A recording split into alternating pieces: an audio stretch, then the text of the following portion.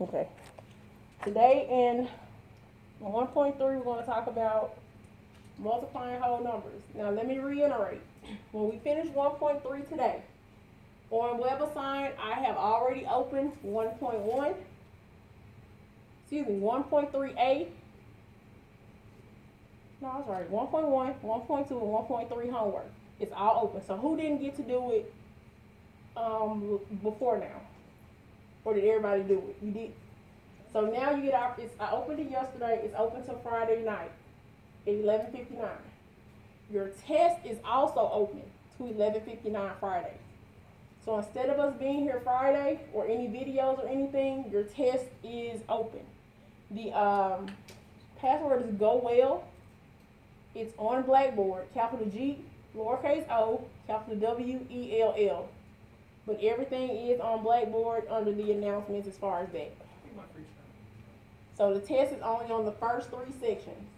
So here we're going to multiply whole numbers. Multiplication is used to find the number of objects in several groups when each group contains the same number of objects. The multiplicand is the number of objects in each group.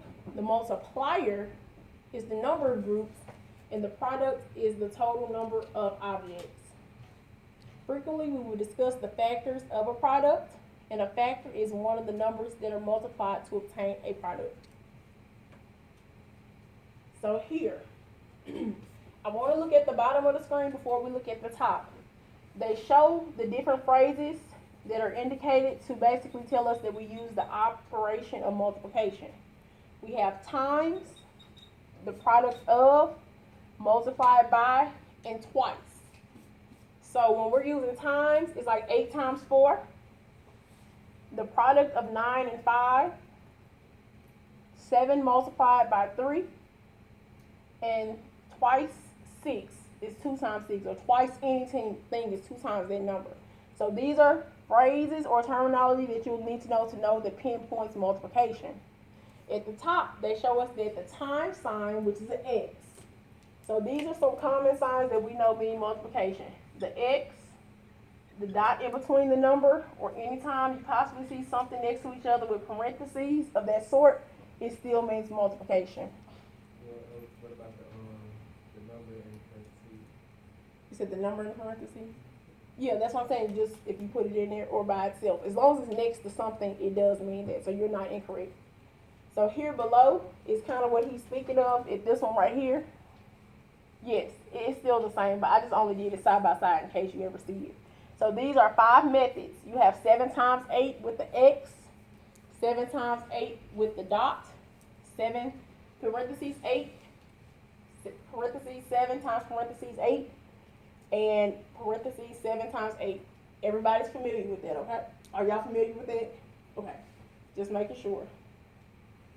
All right, here it says find the product of 735 and 9. So that means we could simply just take 735 and multiply it by 9 the long way. 9 times 5, 45. 9 times 3 is 27 plus the 4, which is 31. And 7 times 9 is 63 plus 3 is 66.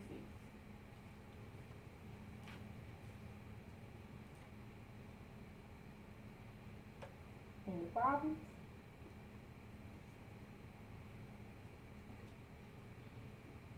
That's multiplication of whole numbers.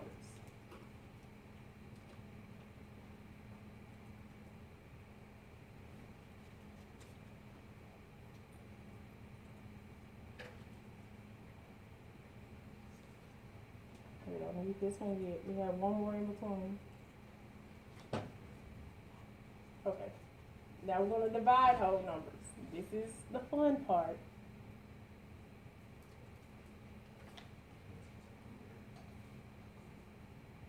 Who is uncomfortable with dividing?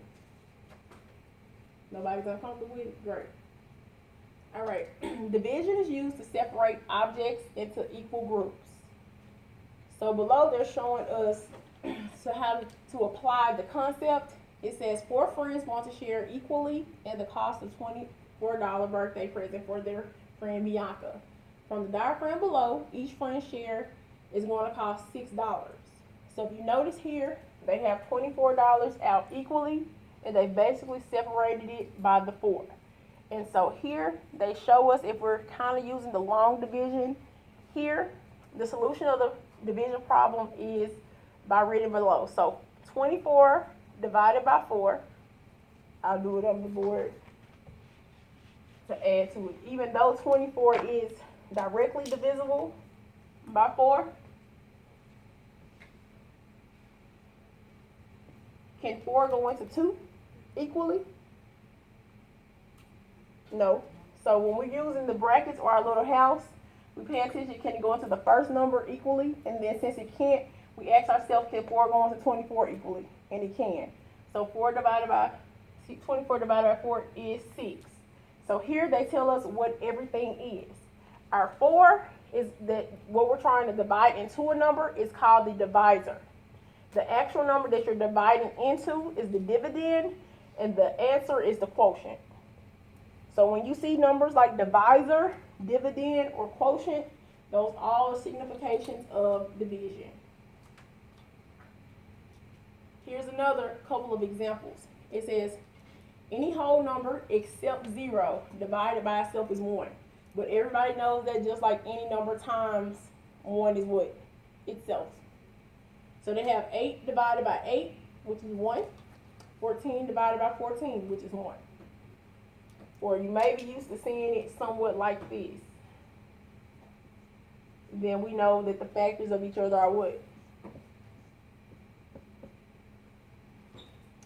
Below, we're going to talk about the property of 0. 0 divided by any number other than 0 is always going to be 0. Just like anything times 0 is what? So, yeah, anything times 0 is 0. What is this? Or have you guys ever seen that before? A variable to the 0 power? What does that equal? Anytime that you have a variable raised to the exponent of 0, it's going to always be just 1. Did you say? Did you say something? You said something? You said something? I'm sorry, because usually I can see lips and read if I hear somebody talking to me, but I can't tell if y'all talking to me or not. I just see eyes like, huh? All right, so we're dividing whole numbers still. Note that the property of 0 in division states that 0 divided by any number other than 0 is 0. So division by 0 is not allowed. So typically, you're not going to ever see a number divided by 0, but if you do, you know it's what? 0. When the dividend is larger than the whole number, the digits in the quotient are found in steps. All right. It says there are other ways of expressing division. So we have 54 divided by 9 equals 6. What you see below is pretty much the 2 different ways that it can be written, or at least 2 ways it can be written. So we have the 54 with the division sign by 9 equals 6, and we have 54 over 9 equals 6. But we can also write it in this form. We have 54 divided by 9, where 9 is the divisor, and 54 is the dividend, and 6 is the quotient.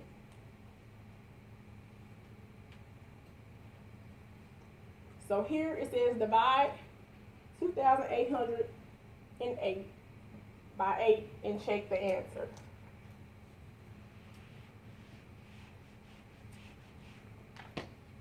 So I'm going to do 2,828 divided by 8. Can 8 go into 2? Okay, not equally, but can 8 go into 28? Yeah. How many times? So we have a 3 here over the number that we're going into. So we have 3 times 8, which is 24. And at this stage, we know we subtract when we're using long division. So 28 divided by minus 24. 4. Drop the 0. Bring down our 0. Can 8 go into 40? Yes. How many times? 5 times 8, 40. We have a 0, but we still bring down our 8. How many times can 8 go in 8? So we have 8 and 0. So that's our answer, 351. And then when they say, how can we check it? We can multiply 8 times 351. 8 times 1 is 8. 8 times 5 is 40. 24 plus 4, 28.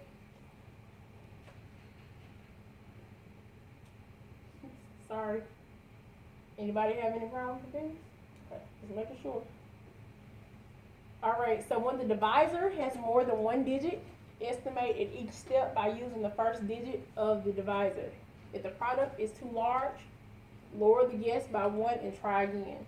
So here below, these are the phrases which we spoke of before.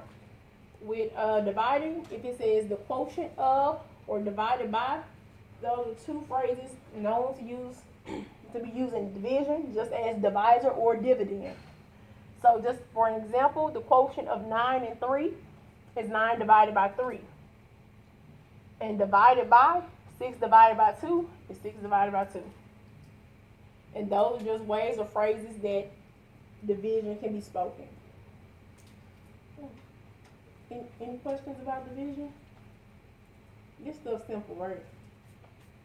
Just making sure. I'm glad of that. Thank you. Thank you. We have I think we have about 5 slides left. And I really think it's 2. If this is the first one, we're going to solve the application of problems. So the first one says, a pharmacist assistant earns $640 from working a 40-hour week. This week, the assistant also worked 7 hours of overtime at $26 an hour. Find the assistant's total pay. So for this problem, they want us to find the total pay from the week. And I know that a lot of you guys said you don't prefer word problems, but let's still pay attention to what we have. It says the pharmacist assistant earns, $640 for working 40 hours in a week. So that means if nothing else, that week she's making what? $640. This week the assistant worked 7 hours overtime, and she got paid $26 an hour. So we need to multiply the $26 for every hour, which is 7. So 6 and 7 is it 48? 42? Mm-hmm. Okay. Sorry. And 7 times 2 is 14 plus 4. So that means we're going to add 182 to 640, which is 2, 12, carry a 1, 822.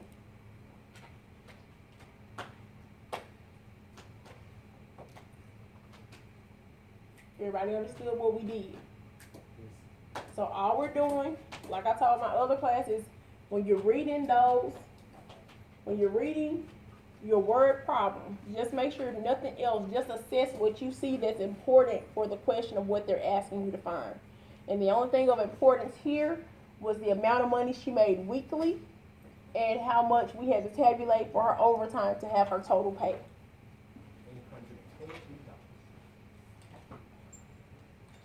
Okay, so we are done. So on your test, you're going to have addition, subtraction, multiplication, division, and more than likely some things characterized with the number line, probably plotting or inequalities. But everything that you need is on Blackboard. For those videos, I didn't get all of them. I'll come finish them tomorrow and still have them uploaded so you can have them for your test on Friday. So homework 1.1 through 1.3 are due Friday night at 11:59, and exam 1 is as well. If you need the password, it's under the announcement on Blackboard, and 9 times out of 10 it came to your email. So everything I've sent as an announcement is in your email already. Y'all have any questions, you have my number. I'd rather you text me. Give me a little time to get back with you. And I will see you.